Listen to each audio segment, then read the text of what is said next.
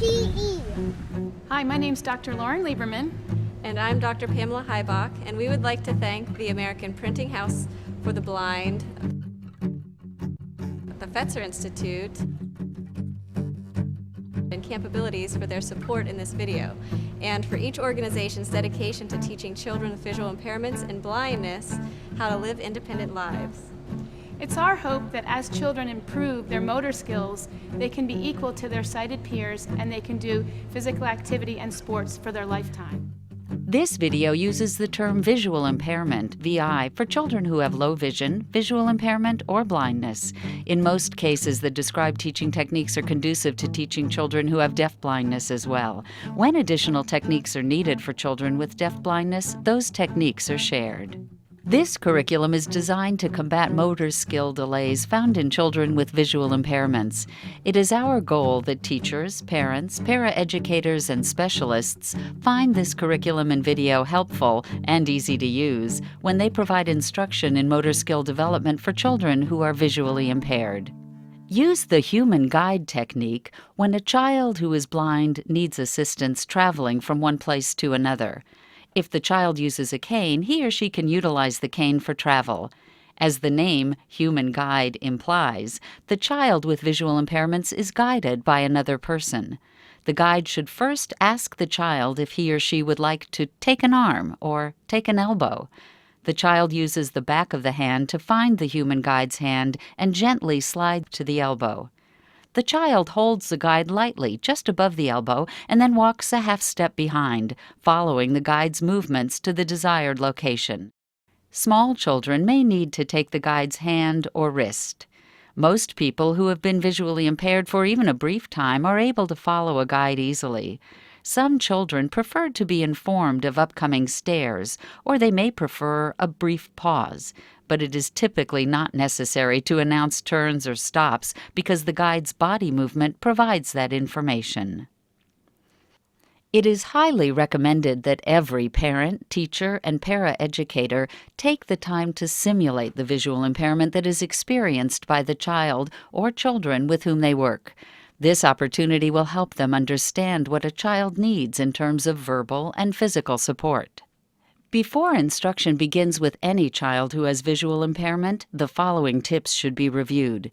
Make sure the child has sneakers with laces or Velcro, soles that are ridged and not slippery, and without heels, so the child feels good and safe about movements and enjoys the activities. Fashion sneakers are not appropriate.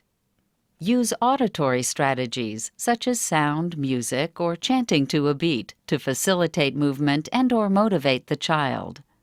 Include a description of body parts until the child knows every part of the body by name, such as knee, shoulder, elbow, ankle, foot, etc.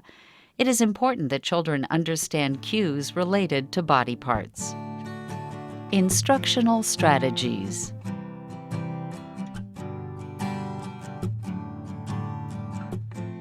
Children with significant visual impairments learn by description, observation, and prior experience, similar to children with sight.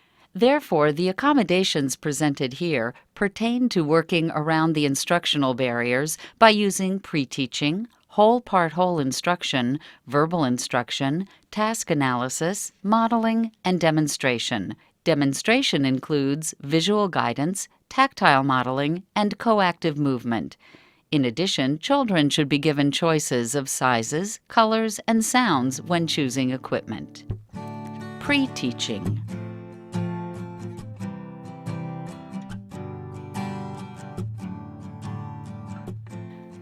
Teaching motor skills to a child with visual impairment takes longer than teaching a child with sight because many motor development skills often don't naturally occur with a child with a significant visual impairment. These skills should be taught as a pre-teaching experience, or in other words, a week or two before it is introduced in the physical education class.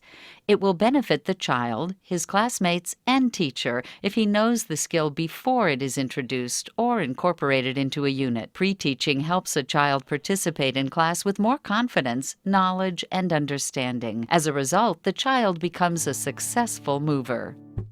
Whole part whole.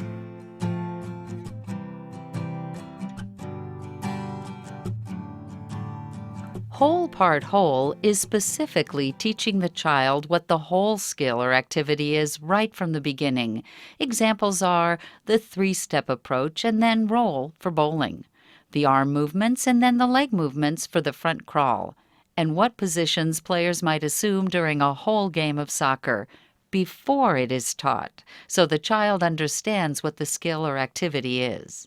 Then the child successfully achieves the performance criteria for the individual parts, and the instructor links these parts together. This approach provides the advantage of part practice and the advantage of whole practice. Feedback about performance is one of the most powerful variables that affects the learning process of motor skills. Feedback can be verbal and physical.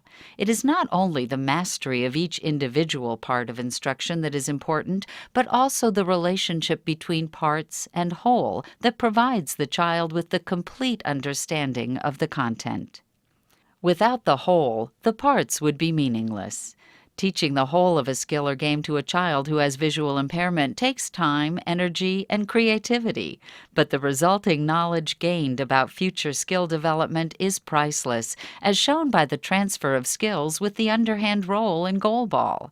The whole part whole teaching method is the most successful teaching method in our collective experiences. The whole can be taught through the following teaching techniques of verbal instruction, task analysis, and tactile teaching. Verbal instruction.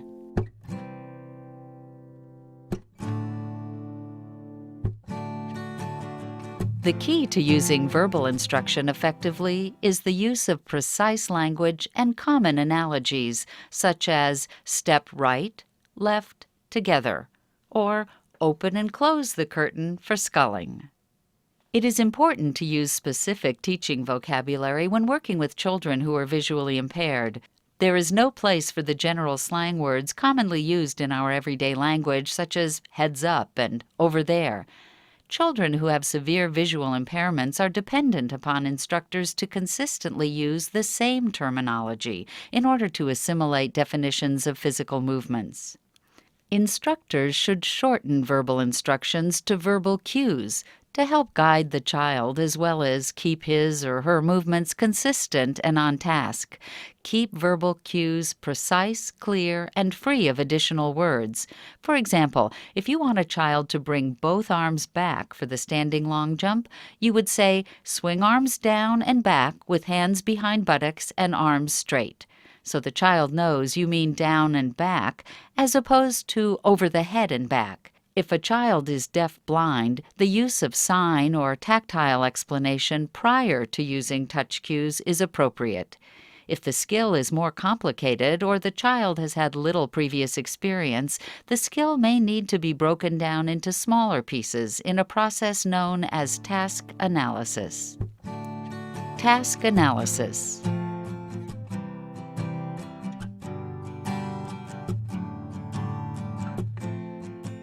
Task analysis is the breakdown of a skill into steps necessary to perform a given task. Task analysis is a powerful tool of instruction for those with visual impairments who need to learn basic physical skills. The use of task analysis allows smaller steps or parts to be taught and mastered in a series until the entire skill is learned in a progression. Use verbal cues coupled with teaching techniques of tactile modeling and physical guidance during task analysis. Teaching the underhand roll is a matter of using the appropriate cues. Arm back, step with the opposite foot, bend knees, roll, and follow through. Tactile teaching. Tactile modeling, coactive movement, physical guidance.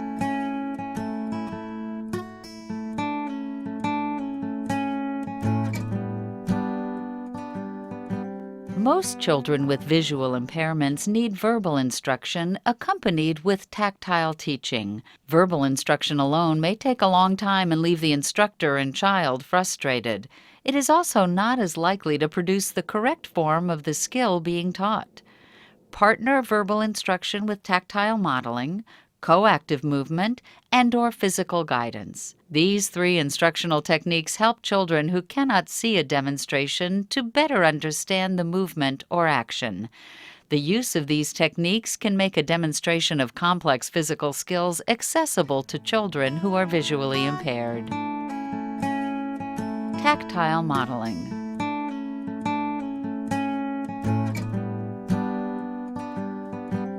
Tactile modeling means an exhibition of a motor skill presented tactily. As shown in the video, the child feels the instructor who executes the movement.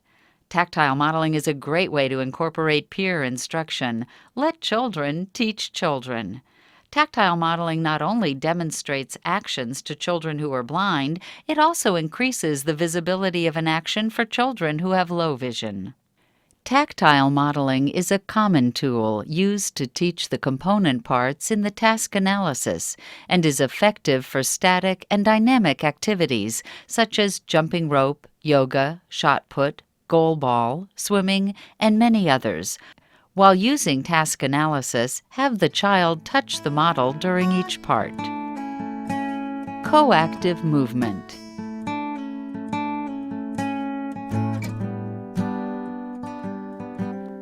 Often a child comprehends a skill much better when he or she feels the instructor or peer do the movements. This works best when the child is smaller than the instructor or peer. In coactive movement, the child is positioned so that his or her moving body part touches the instructor's same moving body part. This is similar to tactile modeling, but the entire body part experiences the movement as opposed to parts of the body, and the child is going through the motion at the same time as the instructor. Please note, as with any physical education technique, the instructional strategy should always be noted in lesson plans, progress reports, and IEPs. Physical guidance.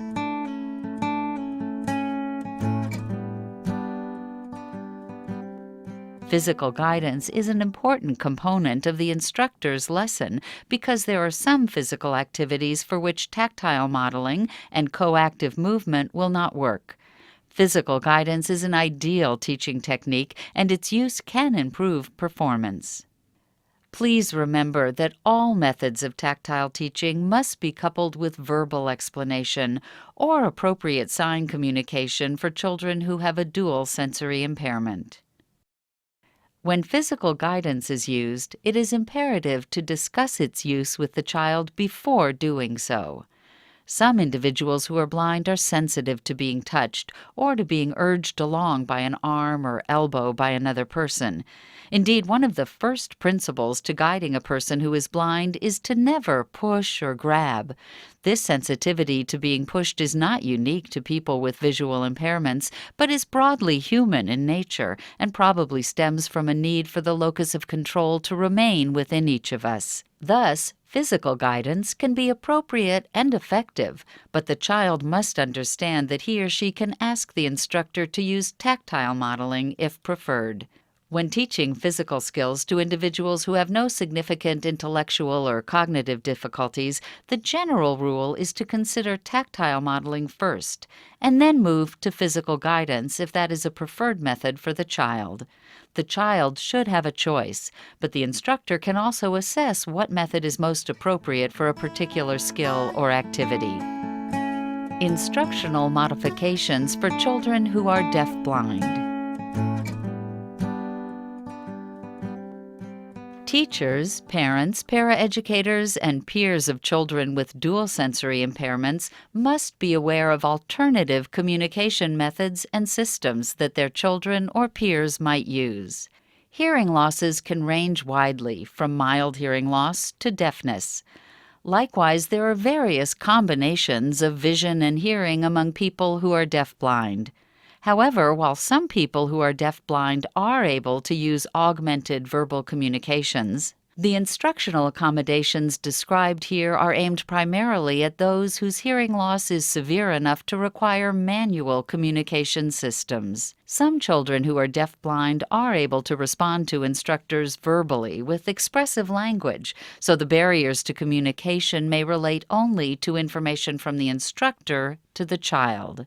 In that event, the child can explain what he or she already knows about the activity, but may need the aid of an interpreter or intervener to receive explanations to overcome a barrier to receptive language. When you communicate with children who are deaf-blind, you should teach in the communication method from which they learn best. Before you start to work with a child who is deaf-blind, it is important to discover the child's preferred method or methods of communication. Collaboration should occur between all members of the child's educational team, such as his or her teacher of children with visual impairments, a teacher of children who are deaf or hard of hearing, a sign language interpreter, or an intervener. Part 2.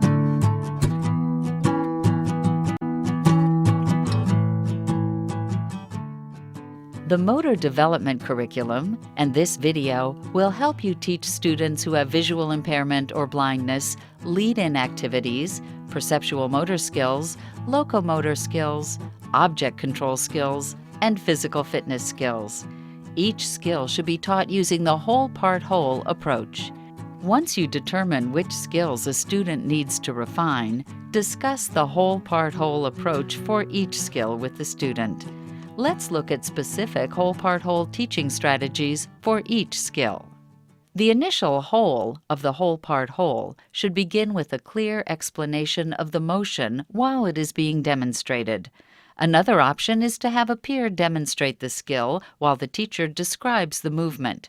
For example, if the skill is a jump, the peer performs the movement and the teacher says, "Bend knees, arms back, swing arms to front, jump forward, and land on both feet." The part of the whole-part-whole is introduced after the child understands the general concept of the skill. Break the skill down to its component parts as listed in the Motor Development Curriculum. Teach each part of the skill using tactile modeling, coactive movement, and/or physical guidance. Remember to couple the chosen technique with clear verbal instructions and cues. The choice to use tactile modeling or physical guidance is determined by the type of skill, the child's level of expertise, size of the instructor or peer, and comfort level of the child. For example, if the teacher is much larger than the child and there is no peer available, use physical guidance. If the child has performed the skill before and just needs a prompt to execute the skill, then minor physical guidance, such as a touch of the knee for a jump, is appropriate. A child can perform the second whole of the whole-part-whole after he or she has practiced the whole skill and then refined the skill by executing each part. The child is ready to put the parts together to perform the whole skill. This can be accompanied by cues for each step. For example, the child observes a peer do a sit-up and hears the words, "tuck chin," "slide hands on mat," "move chest toward knees," and "lay back down." Here, a child with visual impairment observes a peer catch a ball and hears the words, "hands out, palms up, catch, and grip." The child then practices the task analysis skill and each part with physical guidance and tactile modeling until he or she performs each part. Then the child puts the whole skill together along with cues.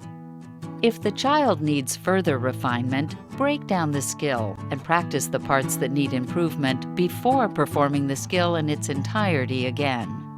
There is no specific time for each part of the process. It is important to keep in mind that children with visual impairments can perform these skills as well as their peers with sight, but they just need to be given the opportunity and time. Each skill will be conducted with the task analysis described, then the teaching variations with the verbal explanation. Please refer to the curriculum for further explanation of each skill. Show the appropriate form of the skill, peer or teacher, at the beginning of each skill component. Teaching perceptual motor skills. Skill, balance. Task analysis, practice.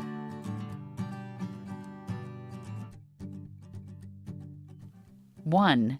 Feet together. 2. Lift one foot. 3. Hold position. Teaching locomotor skills. Skill, running. Task analysis, practice.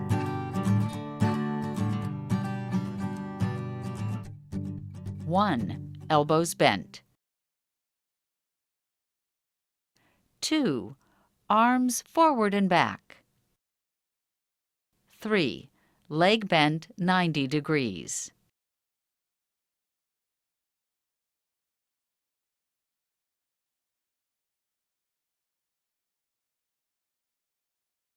4. Head straight. Teaching modifications for running. Arm swing. Take 2 hockey sticks or broomsticks and have the teacher behind the child with the sticks in each hand. Move the sticks back and forth in a swinging motion while standing. Once this is understood, walk while swinging the arms. Once this is correct, run while swinging the sticks and therefore the arms. Treadmill.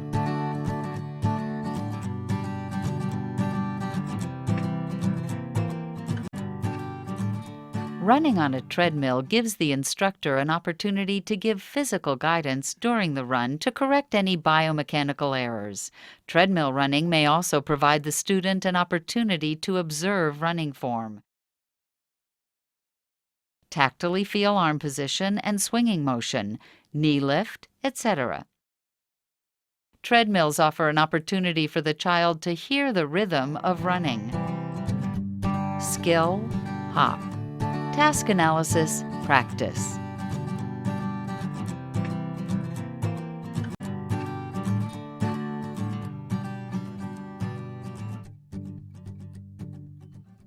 One, bend knee. 2. Lift foot behind body. 3. Bend arms. 4. Hop.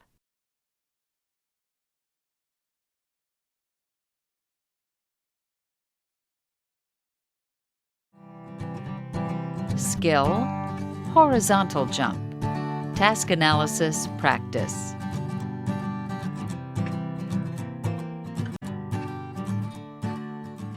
Bend knees.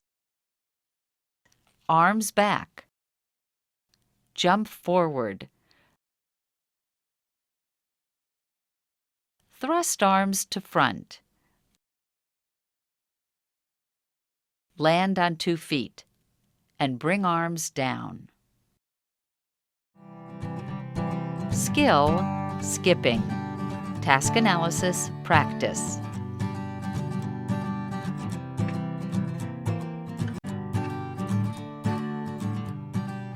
Arms bent, lifted to waist level. Step forward with the lead foot.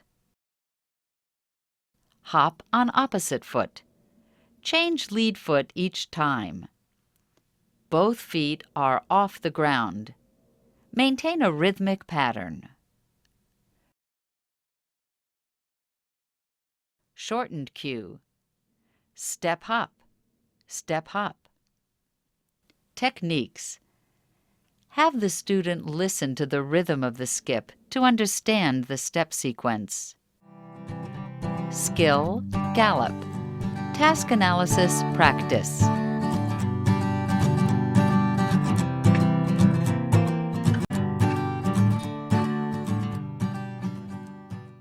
Cue. Step right foot forward. Step left foot forward. Right foot forward. left together. Technique. Have the student listen to the rhythm of the gallop to understand the step sequence. Sighted guide provides physical rhythm or cadence. Skill, slide. Task analysis, practice. Cue. Say, stand sideways.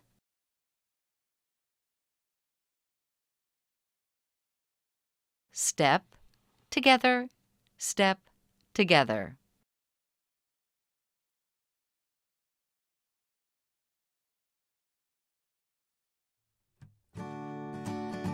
Skill, leap. Task analysis, practice. Pushing off the back foot while landing on the opposite foot. Both feet off the ground. Forward reach with the opposite arm. Tap the cane to start and say, leap. Skill, striking, batting.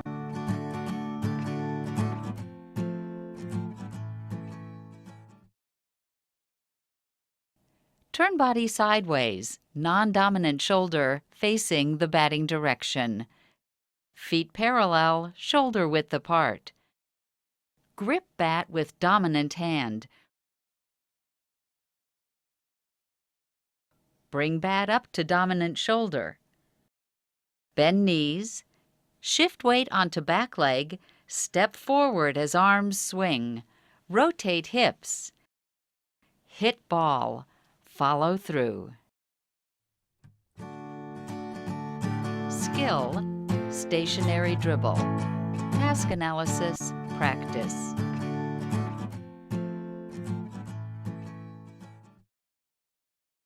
Bounce ball. Contact the ball with fingertips at belt level. Ball contacts floor in front of or to the side of foot on the preferred side. Continue for consecutive bounces.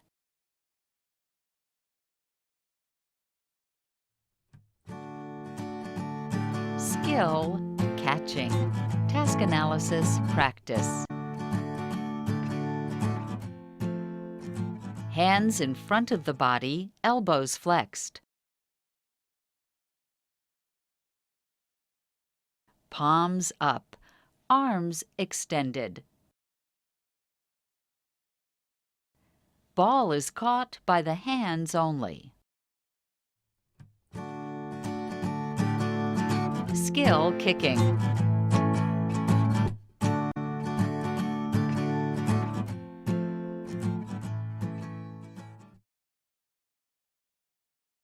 Approach the ball rapidly.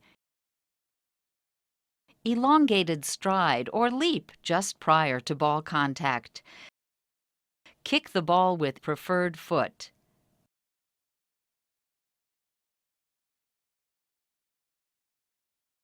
Cue, kick the ball toward my voice. Skill, overhand throw. Task analysis, practice.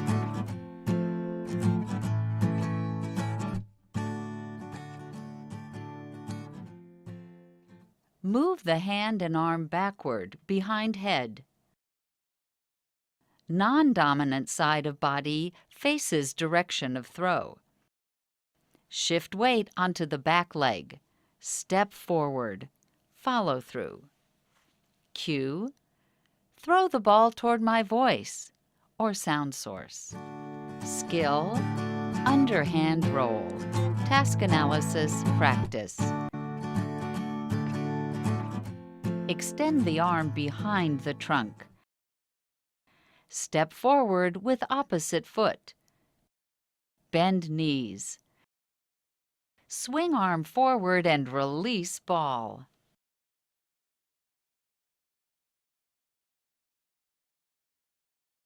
Cue, bend knees, step opposite foot from hand. Skill, curl-ups. Task analysis, practice. Lie on back with knees bent, palms resting on thighs. Shoulders up off floor. Hands slide up to touch knees. Lower torso to mat. And repeat. Cue. Up 2, 3, down 2, 3. Touch knee or shoulder to cadence for students with deaf blindness. Skill, push-ups.